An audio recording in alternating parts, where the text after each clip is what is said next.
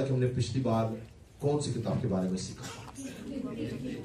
Okay, گنتی کی کتاب میں ہم نے کیا سیکھا تھا؟ گنتی کیوں نام رکھا گیا تھا؟ ہاتھ کھڑا کریں گے. میں نے کہا ہاتھ کھڑا کریں گے، آپ کو جانے. تو مردم شماری کے لیے جو ہے وہ رکھا گیا تھا، کیونکہ گنتی کی کتاب کے اندر قوم بنی اسرائیل کی پہلی بھی اور دوسری دونوں مردم شماریاں ہمیں اسی کتاب میں ملتی ہیں، اسی لیے اس کتاب کا نام گنتی تھا. آج ہم پرانے عہد نامہ کی 5ویں کتاب استثنا کے بارے میں دیکھیں گے اور سیکھیں گے کہ استثنا کے اندر ہمیں کیا کچھ ملتا ہے. استثنا کی جو کتاب ہے یہ انگلش کے اندر جو اس کے لیے ورڈ یوز کیا گیا وہ ہے ڈیٹرونومی، اور جس کے معنی ہے دوسری شریعت یا شریعت کی تجدید یا شریعت کا دہرایا جانا.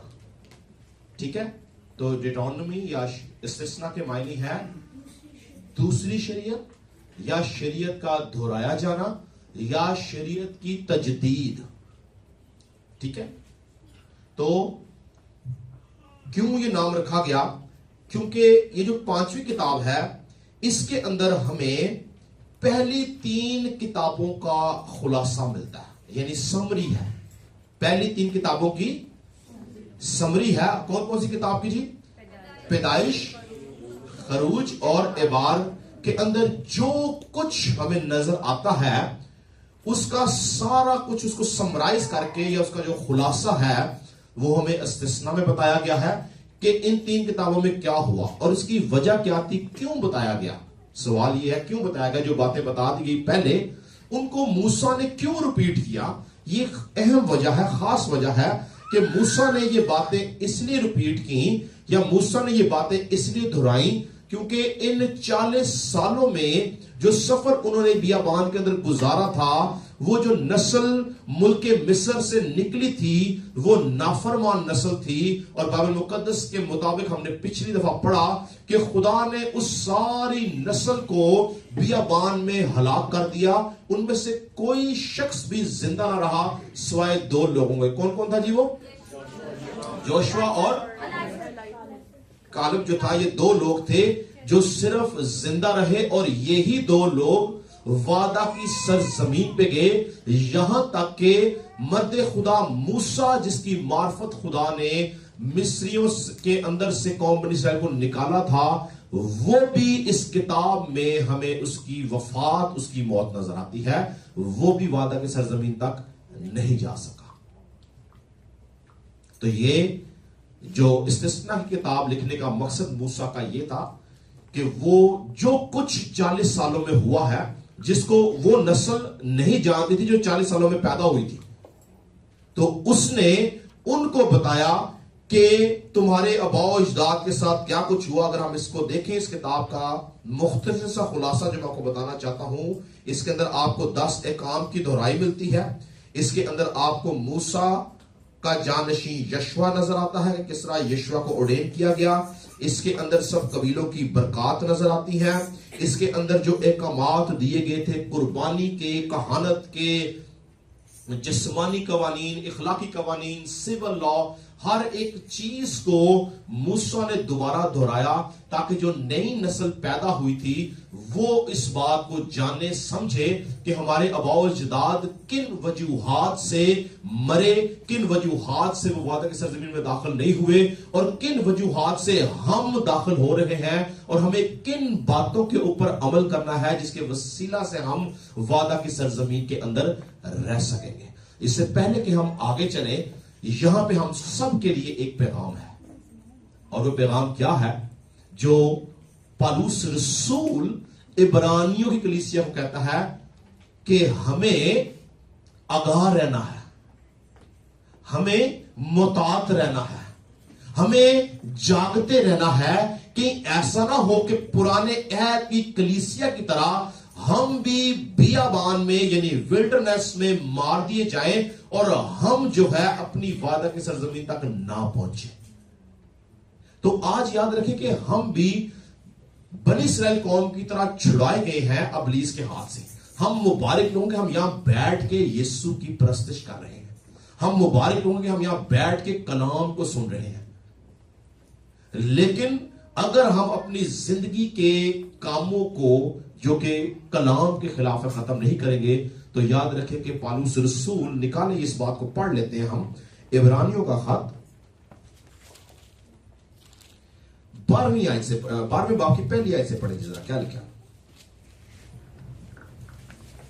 پس جبکہ گواہوں کا ایسا بڑا بادل ہمیں گھیرے ہوئے ہے تو اب ہم بھی ہر ایک بوجھ اور اس گناہ کو جو ہمیں آسانی سے الجھا لیتا ہے دور کر کے اس دوڑ میں صبر سے دوڑے جو ہمیں درپیش ہے، اور ایمان کے بانی اور کامل کرنے والے یسوع کو تکتے رہیں، جس نے اس خوشی کے لیے جو اس کی نظروں کے سامنے تھی شرمندگی کی پرواہ نہ کر کے صلیب کا دکھ سہا اور خدا کے تخت کی داہنی طرف جا بیٹھا.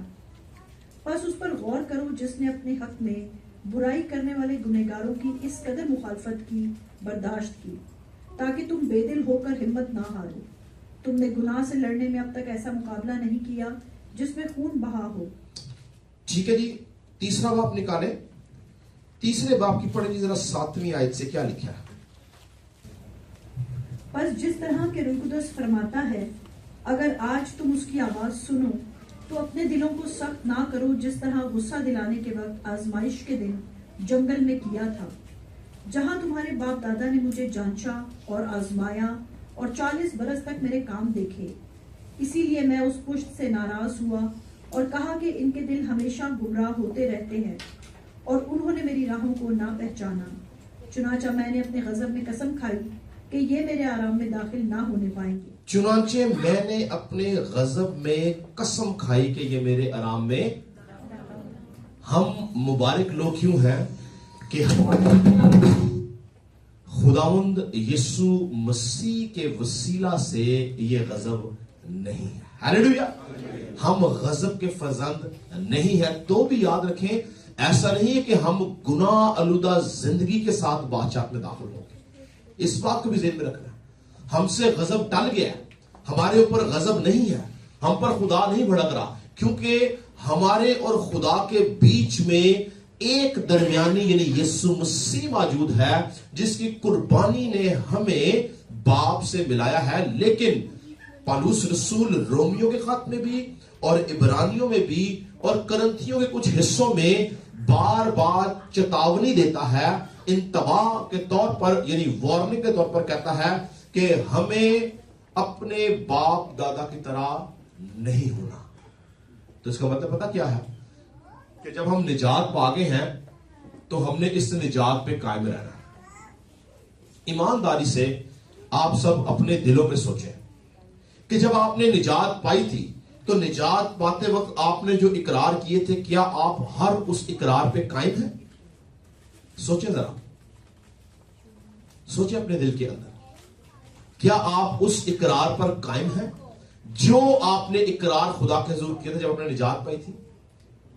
اگر نہیں تو آج ہم نے اس بات کو دیکھنا اور سیکھنا ہے کہ ہمیں کلام مقدس کے مطابق اپنے اقرار پر قائم رہنا ہے تاکہ ہم اپنے آباء و اجداد یعنی آباء و اجداد وہ ہمارے روحانی طور سے ہمارے آباء و اجداد ہوں، ٹھیک ہے، وہ روحانی طور سے ہمارے آباء و اجداد ہیں، جسمانی نہیں.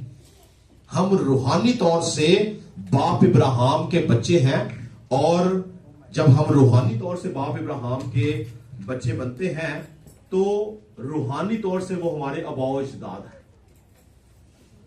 تو ہم نے یہ بات دیکھنی ہے کہ کیا ہم ایسا کچھ تو نہیں کر رہے جس کے باعث ہم جو ہے وہ وعدہ کی سرزمین سے کاٹ ڈالے جائیں گے. ہمیں اس بات پر غور کرنا ہے.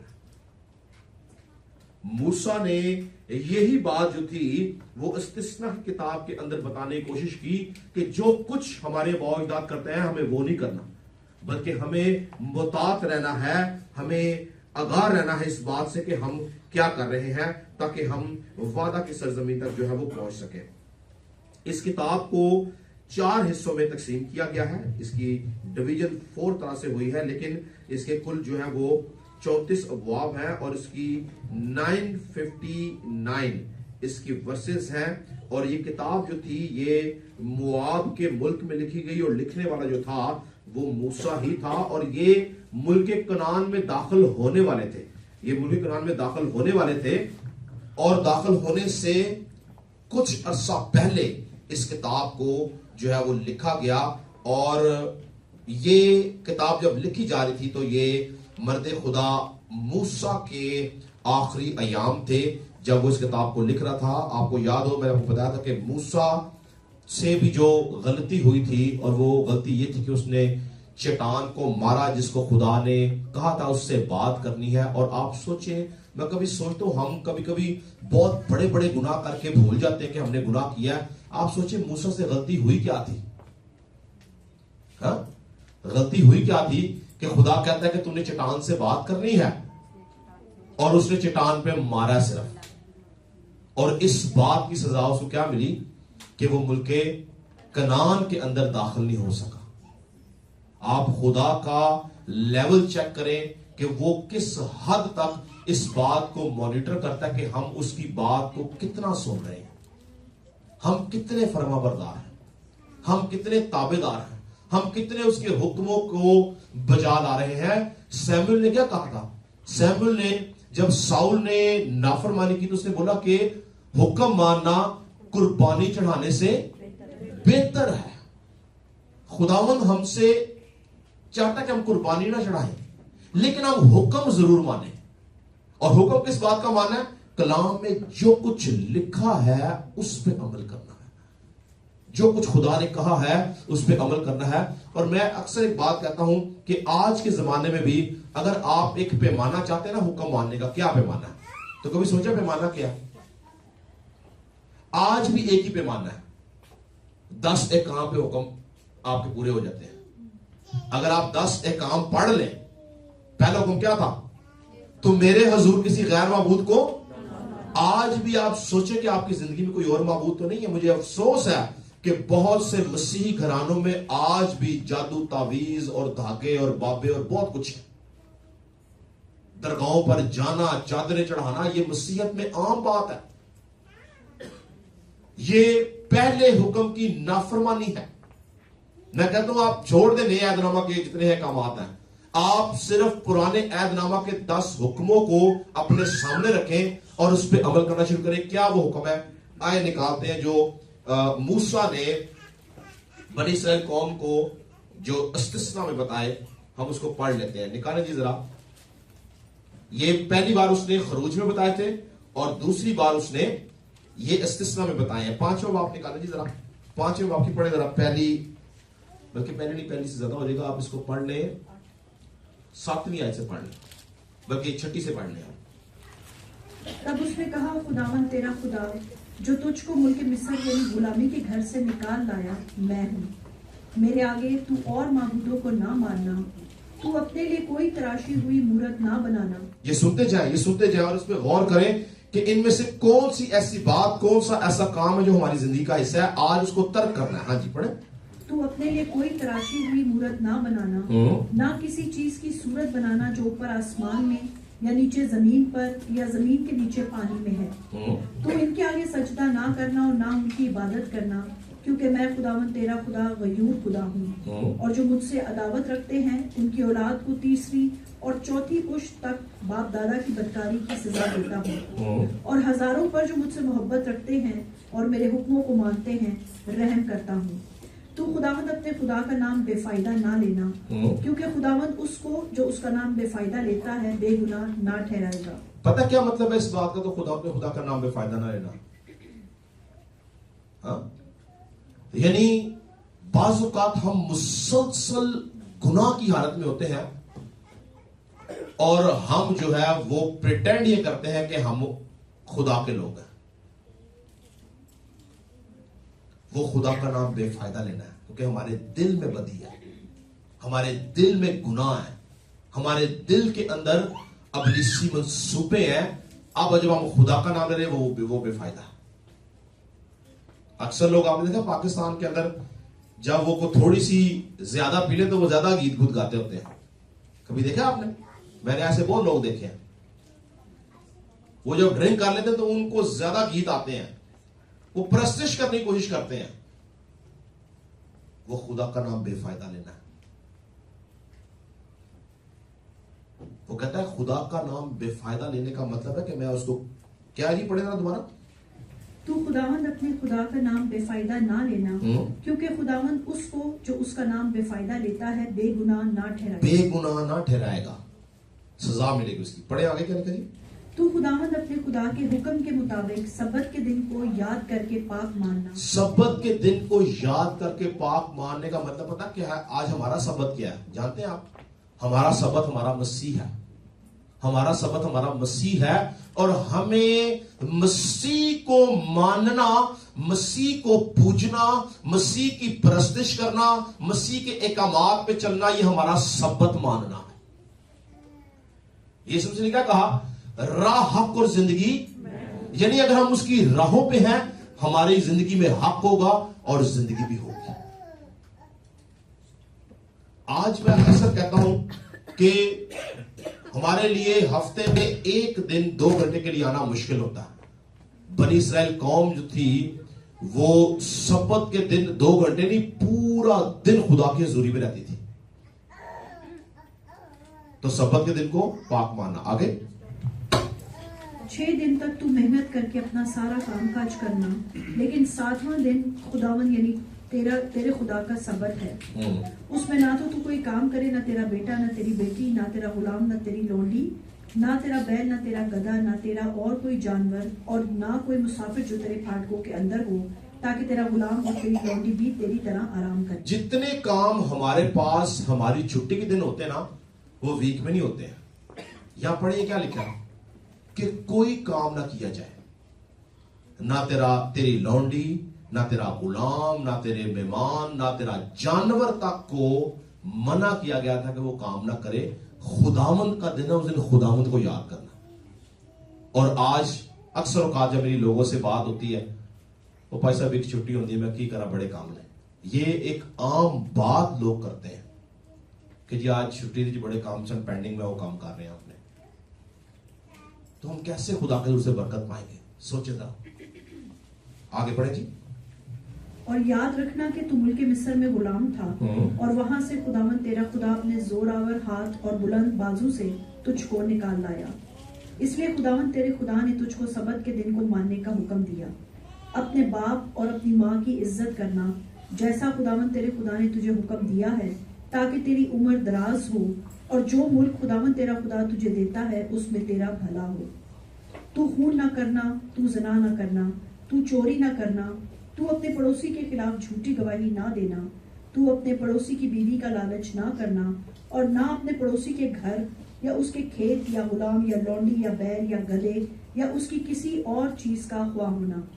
یہی باتیں خداوند نے اس پہاڑ پر آگ اور گھٹا اور ظلمت میں سے تمہاری ساری جماعت کو بلند آواز سے کہی. جی بس تو میں یہ بات کہتا ہوں کہ ہم چھوڑ دیں کہ نیو ٹیسٹمنٹ کی تھیولوجی کیا ہے. میں یہ کہتا ہوں کہ چھوڑ دیں نیو ٹیسٹمنٹ کی تھیولوجی کیا ہے، کیا ہوا کیا نہیں ہوا، کیا بتایا کیا نہیں بتایا. یسوع کے احکامات جو تھے وہ بھی یہی تھے. ہمیں اس کو پیمانے کے طور پر اپنے سامنے رکھنا ہے 10 حکموں کو. اگر آپ 10 حکموں کو پیمانے کے طور پر سامنے رکھیں گے، زندگی گزاریں گے، تو یاد رکھیں بادشاہت میں جائیں گے. میں آپ کو ایک کلیئر ایگزامپل دے دیتا ہوں، سنیں کیسے. آپ جانتے ہیں کہ ایک شخص، میں نے پچھلی بار بتایا تھا، ایک شخص جو بڑا مالدار تھا، وہ یسوع مسیح کے پاس دوڑتا ہوا آیا اور آیا کہتا ہے کہ آئے ربی میں کیا کروں کہ ہمیشہ کی زندگی پاؤں. تو یسوع نے اسے کیا بولا؟ حکموں پہ عمل کر. اس نے کہا کون سے حکم؟ یسوع نے یہ بتایا کہ ماں باپ کی عزت کر، تو خون نہ کر، تو زنا نہ کر. تو کہتے ہیں تو میں سب کچھ کرتا ہوں. اب اس سے کوسچن جو یہاں پہ ریز یہ ہوتا ہے کہ خداوند یسوع مسیح نے آسمان کی بادشاہت میں جانے کے لیے کیا بولا؟ تو کس پہ عمل کر؟ حکموں کے اوپر. یعنی اگر ہم چھوڑ دیں نیو ٹیسٹمنٹ میں کیا ہے، یسوع مسیح نے بھی آسمان میں جانے کے لیے نجات کے بعد، یعنی یسوع مسیح کو قبول کرنے کے بعد، یہ 10 حکموں کو اس نے ترجیح دی ہے کہ اس پہ عمل کرنا ضروری ہے. تو میں کہتا ہوں کہ اگر ہم سوچ رہے ہیں کہ کیا پیمانہ ہے، یہ ہم نے کیا کرنا ہے، چھوڑ دیں، یہ 10 حکموں پہ عمل کرنا شروع کریں. 10 حکموں پہ عمل کر لیں گے تو یہ اتنے کافی ہیں آپ کے لیے کہ یہ ہمیں آسمان کی بادشاہ تک لے کے جائیں گے. ہلیلویا. ہمیں اور اس سے زیادہ پیمانے نہیں چاہیے. یہ 10 حکموں کے اوپر عمل کرنا سیکھ جائیں.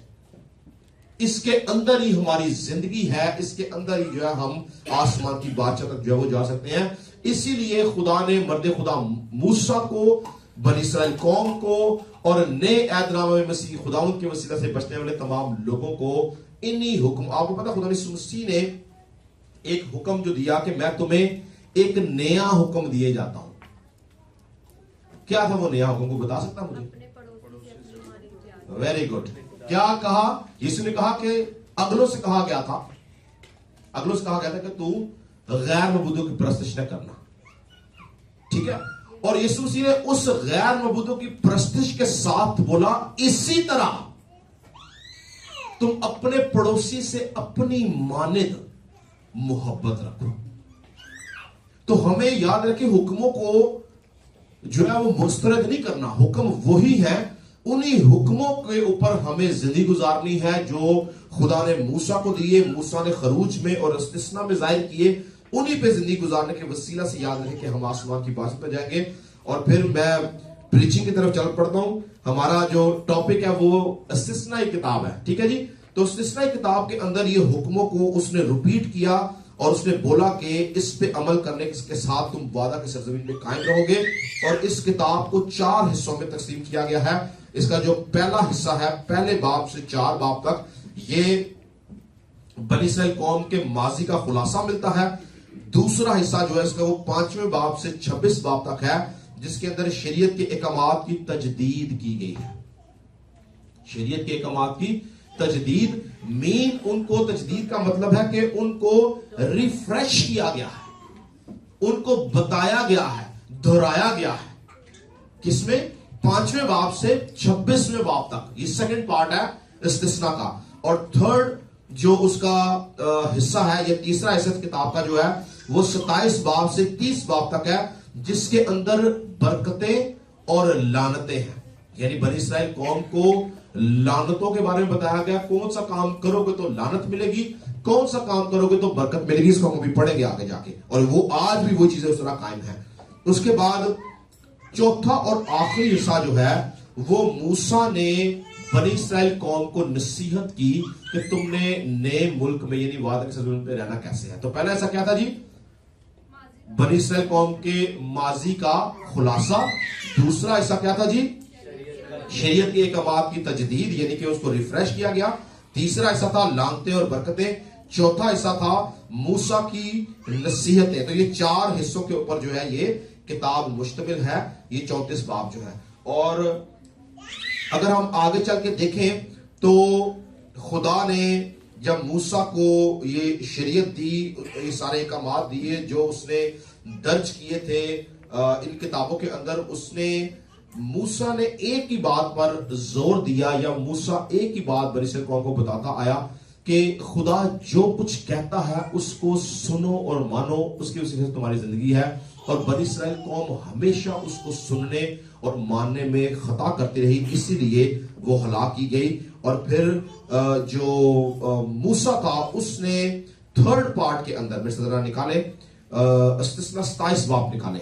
یہاں پر اس نے بنی اسرائیل قوم کے جو 12 قبیلے تھے, کتنے قبیلے تھے جی؟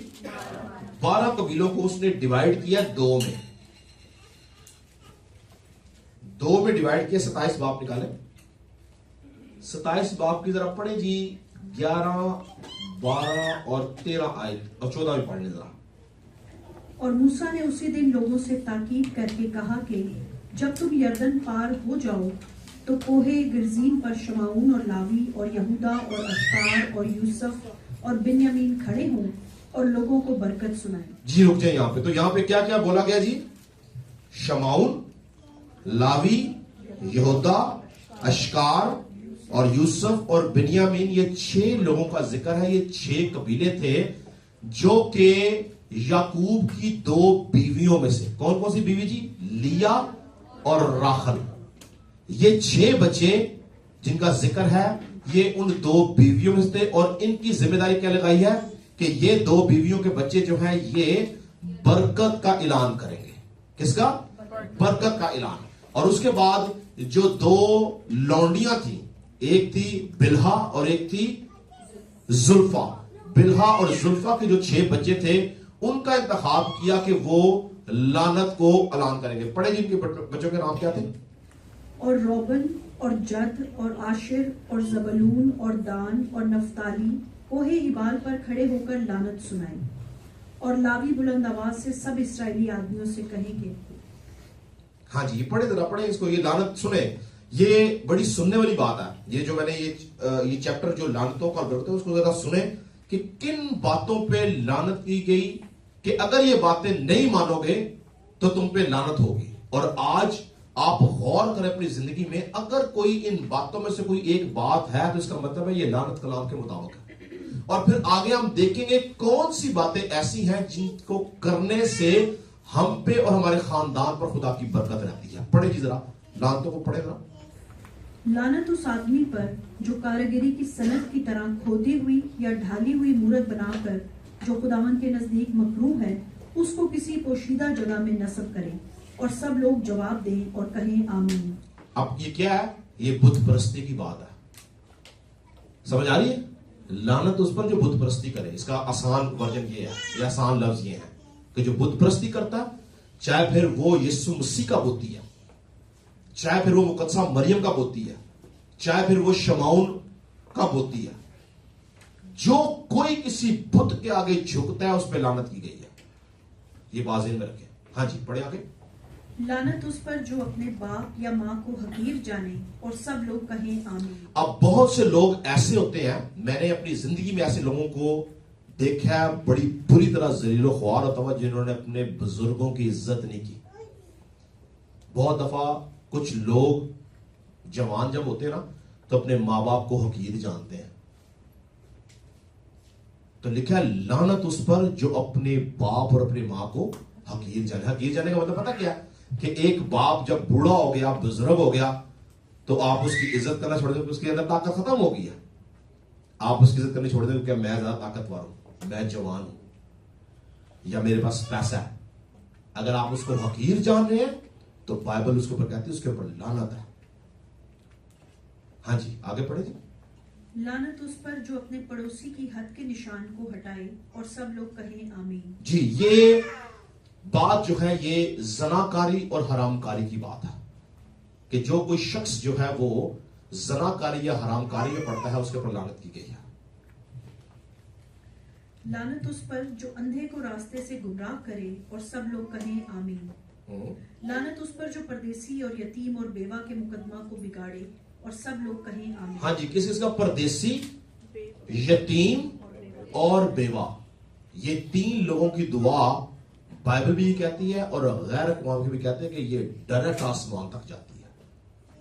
کس کس کی؟ پردیسی, یتیم اور بیوہ کا مقدمہ بگاڑنے کا مطلب یہ ہے کہ اگر کوئی بیوہ یا کوئی یتیم کمزور ہے اور آپ اس کے خلاف کو کارروائی کرتے ہیں تو اس کی عدالت خدا کرتا ہے, انسان نہیں کرتے, اور اس پہ لعنت کی گئی ہے. اس لیے آپ دیکھیں ہمارے جو مسلمان بھائی ہیں وہ بیواؤں کے اور یتیموں کا بڑا خیال رکھتے ہیں. وہ جانتے ہیں کہ ان کے خلاف کارروائی ہمارے لیے مصیبت کا باعث ہے. تو یہ انہوں نے کہاں سیکھا؟ یہ بنی اسرائیل قوم سی بات سیکھی ہے. بنی اسرائیل قوم جو تھی وہ یتیموں کا, بیواؤں کا اور پردیسیوں کا بڑا خیال رکھتے تھے, کیونکہ خدا کا حکم تھا یہ. آگے جی. لعنت اس پر جو اپنے باپ کی بیوی سے مباشرت کرے کیونکہ وہ اپنے باپ کے دامن کو بے پردہ کرتا ہے اور سب لوگ کہیں آمین. لعنت اس پر جو کسی چوپائے کے ساتھ جمع کرے اور سب لوگ کہیں آمین. لعنت اس پر جو اپنی بہن سے مباشرت کرے, خواہ وہ اس کے باپ کی بیٹی ہو خواہ ماں کی, اور سب لوگ کہیں آمین. لعنت اس پر جو اپنی ساس سے مباشرت کرے اور سب لوگ کہیں آمین. لعنت اس پر جو اپنے ہمسایہ کو پوشیدگی میں مارے اور سب لوگ کہیں آمین. لعنت اس پر جو بے گناہ کو قتل کرنے کے لیے انعام لے اور سب لوگ کہیں آمین. اب یہ جو بے گناہ کو قتل کرنے کے لیے انعام ہے نا, یہ اس کے 2 خیال پیش کیے جاتے ہیں. ایک یہ خیال ہے کہ اگر کوئی شخص کسی چیز میں پکڑا گیا ہے اور آپ جانتے ہیں کہ یہ بے گناہ ہے, اس نے یہ قصور نہیں کیا, گناہ نہیں کیا, اور آپ کو کوئی پیسے دے, رشوت دے کہ تم میری وجہ سے اس کے خلاف گواہی دے, تو وہ بے گناہ کے خلاف گواہی ہے. اور دوسرا اس کا جو ہے وہ تفصیل اس کی یوں کی جاتی ہے کہ یہ ابارشن کو ظاہر کرتا ہے کہ جو عورتیں اپنا ابارشن کرا لیتی ہیں وہ بے گناہ کا خون بہاتی ہیں. تو اس کے اوپر ابارشن کی وجہ سے بھی قرض کی گئی ہے کہ وہ لعنت کے زمرے میں بات آتی ہے کہ ہم کسی ایک نئی زندگی کو جو آسمان سے آئی ہے ہمارے لیے اس کو ہم ختم کر دیتے ہیں. وہ بے گناہ کا خون بہانا ہے. ہاں جی آگے.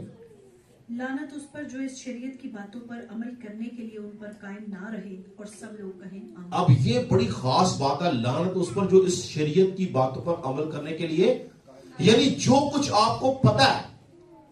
ایک بات ہے کہ آپ کو پتہ ہی نہیں ہے, ایک بندہ ہندو ہے, ایک بندہ مسلمان ہے, ایک بندہ پارسی, ایک سکھ ہے, اس کو پتہ ہی نہیں ہے کہ شریعت کیا ہے, قوانین کیا ہیں, تو اس پہ لعنت نہیں ہے. لیکن اگر کسی کو پتہ ہے کہ یہ شریعت ہے, یہ قوانین ہیں, وہ جانتا ہے اور وہ جان بوجھ کے کرتا ہے, اس پہ بھی لعنت کی گئی ہے.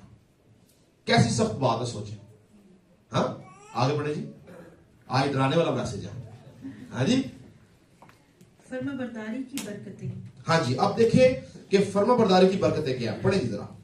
اور اگر تو خداوند اپنے خدا کی بات کو جافشانی سے مان کر اس کے ان سارے حکموں پر جو آج کے دن میں تجھ کو دیتا ہوں احتیاط سے عمل کرے تو خداوند تیرا خدا دنیا کی سب قوموں سے زیادہ تجھ کو سرفراز کرے گا.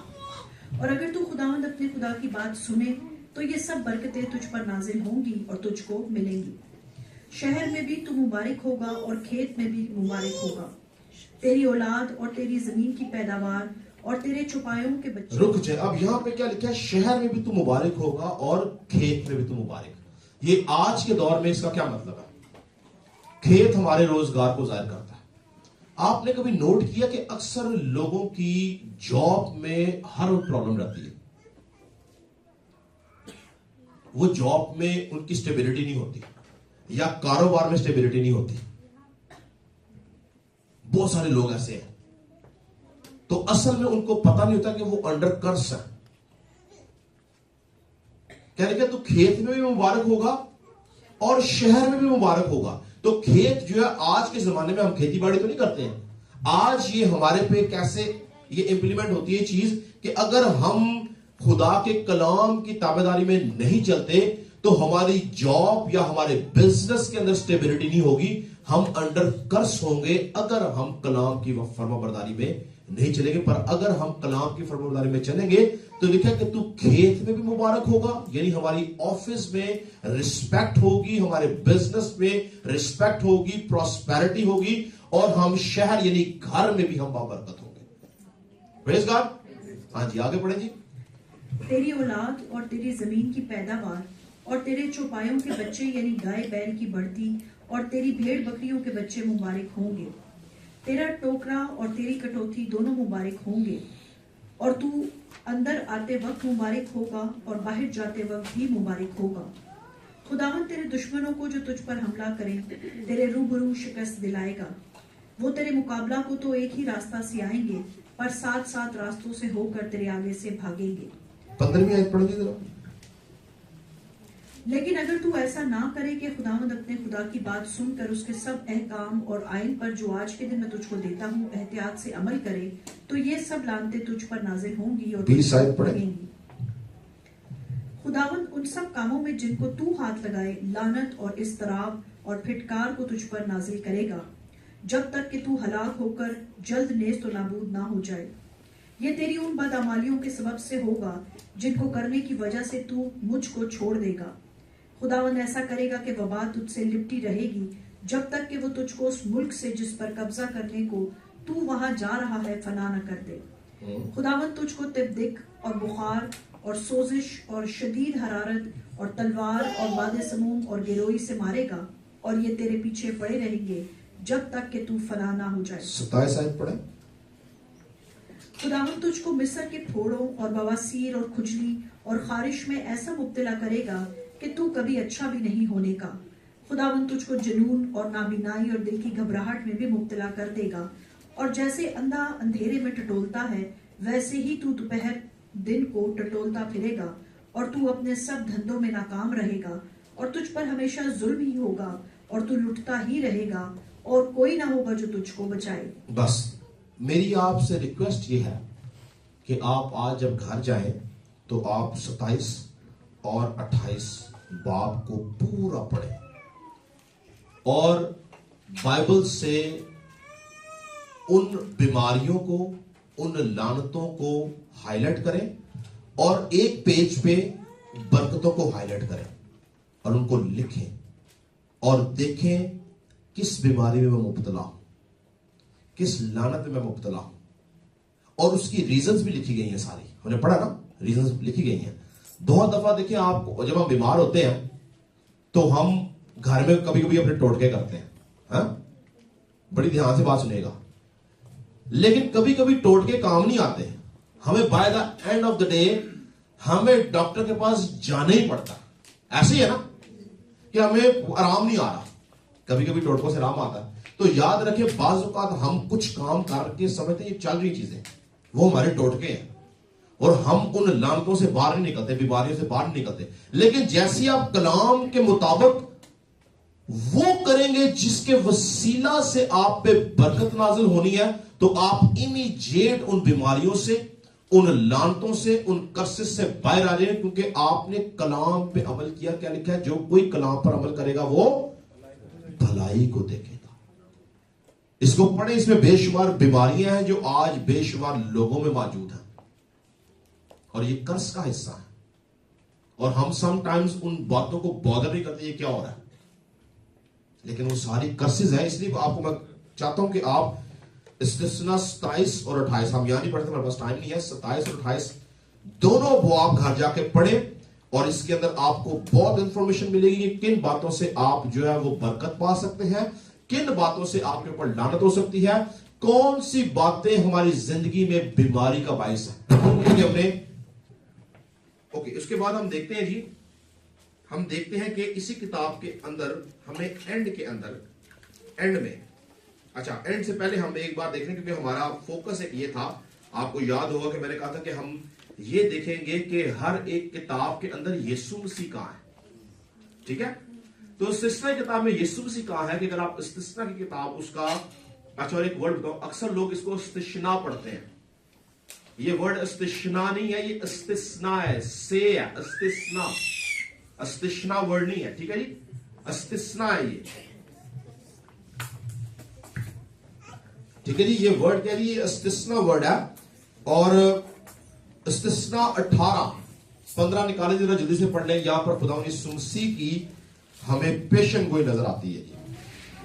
خداوند تیرا خدا تیرے لیے تیرے ہی درمیان سے، یعنی تیرے ہی بھائیوں میں سے میری مانند ایک نبی برپا کرے گا، تم اس کی سننا. تو یہ موسیٰ نے یسوع مسیح کی پیشن گوئی کی تھی، جو کہ یسوع مسیح نے اس پیشن گوئی کا اقرار بھی کیا نئے عہد نامہ کے اندر. تو یہاں پر ہمیں اور بھی کچھ واقعات ہیں جہاں پہ یسوع مسیح کی پیشن گوئی جھلک نظر آتی ہے، لیکن میں نے صرف ایک ہی آپ کے لیے حوالہ نکالا تھا تاکہ آپ کو پتہ چلے کہ ہر کتاب میں یسوع مسیح کس طرح سے موجود نظر آتا ہے. ٹھیک ہے جی. اس کے بعد ہم دیکھتے ہیں کہ یہ کتاب جو ہے، اس کتاب کا اگر آپ نکالیں جی، بالکل لاسٹ چیپٹر نکالیں تو لاسٹ چیپٹر 34 کی ذرا پڑھیں جی. پہلی آیت سے پڑھنا شروع کریں. کیا لکھا ہے؟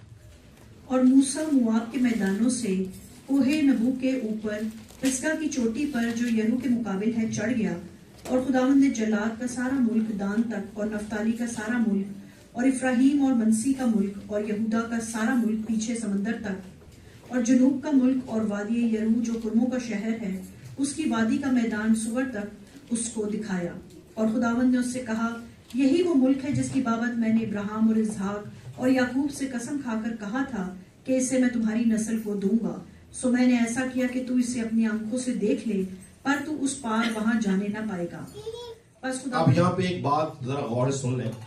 بہت سارے لوگ مس انڈرسٹینڈ کرتے ہیں موسیٰ کی موت کو. میں آج آپ کو بڑی خاص بات بتانے لگا.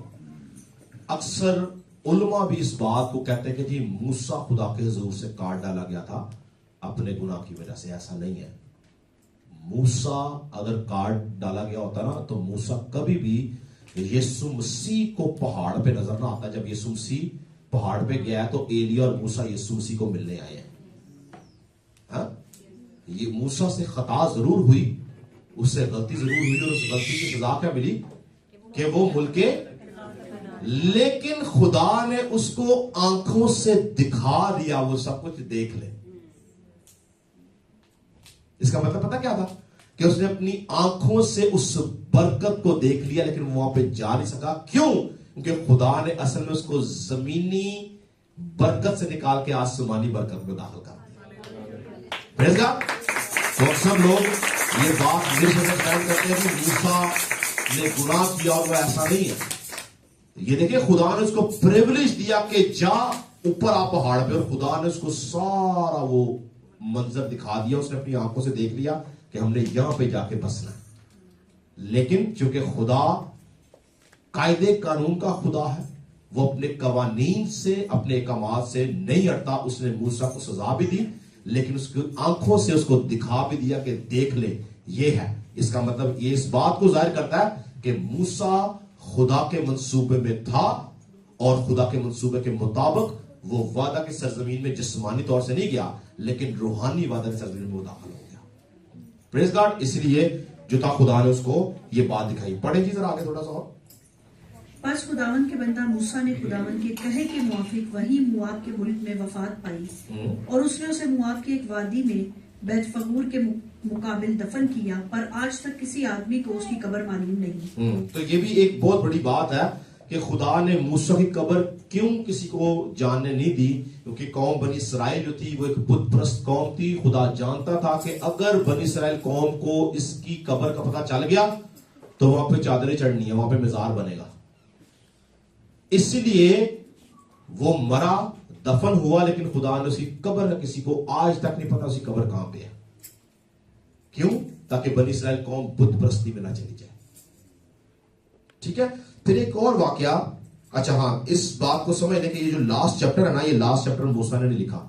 یہ علماء یہ کہتے ہیں کہ لاسٹ چیپٹر جو ہے یہ جو موسیٰ کا جانشین یشوع تھا اس نے لکھا تھا لاسٹ چیپٹر, کیونکہ آف کورس وہ اپنی موت کے بارے میں خود تو نہیں لکھ سکتا. تو اس کے مرنے کے بعد اس نے 33 چیپٹر تک لکھا, یعنی جو چیپٹر 33 تک اس نے پورا لکھا تھا, لیکن جو لاسٹ چیپٹر ہے 34 یہ اس کے اندر ایڈ کیا گیا ہے یشوع کی طرف سے. یشوع نے چیپٹر 34 لکھا تھا اور اس کو اس کے اندر ایڈ کیا تھا. ٹھیک ہے. اس کے بعد اس کے اندر ایک اور واقعہ ہم پڑھتے ہیں, ذرا نکالیں 14واں باب نکالیں. 14ویں باب کی ذرا پڑھیں جی, پہلی 2 آیتیں پڑھ لیں ذرا. تم خداوند اپنے خدا کے فرزند ہو, تم مردوں کے سبب سے اپنے آپ کو زخمی نہ کرنا اور نہ اپنے ابرو کے بال منڈوانا, کیونکہ تو خداوند اپنے خدا کی مقدس قوم ہے اور خداوند نے تجھ کو روئے زمین کی اور سب قوموں میں سے چن لیا تاکہ تو اس کی خاص قوم ٹھہرے. اب یہاں پر خدا جو ہے وہ کہتا ہے کہ تم خداوند اپنے خدا کے کیا ہو جی, فرزند ہو, تم مردوں کے سبب سے اپنے آپ کو زخمی. کچھ قومیں ایسی ہیں جو مردوں کے سبب سے اپنے آپ کو بہت زخمی کرتی ہیں, وہ کلام کے خلاف چل رہی ہے. آج آپ کو پتا ہے میرے اور آپ کے لیے کیا بات ہے کہ جب ہمارا کوئی بزرگ اگر مسیح میں سو گیا ہے تو ہمیں خوشی منانے کی ضرورت ہے. پتا آپ کو اس بات کا, ہمیں خوشی منانے کی ضرورت ہے. کس بات کے لیے؟ ہمارا جسمانی تو ہمارا رشتہ ٹوٹ گیا, یہ جسمانی جدائی تو ہوگی, لیکن ہمیں خوشی اس بات کی منانی ہے کہ وہ ابدی آرام میں داخل ہو گئے. ہاللیلویا.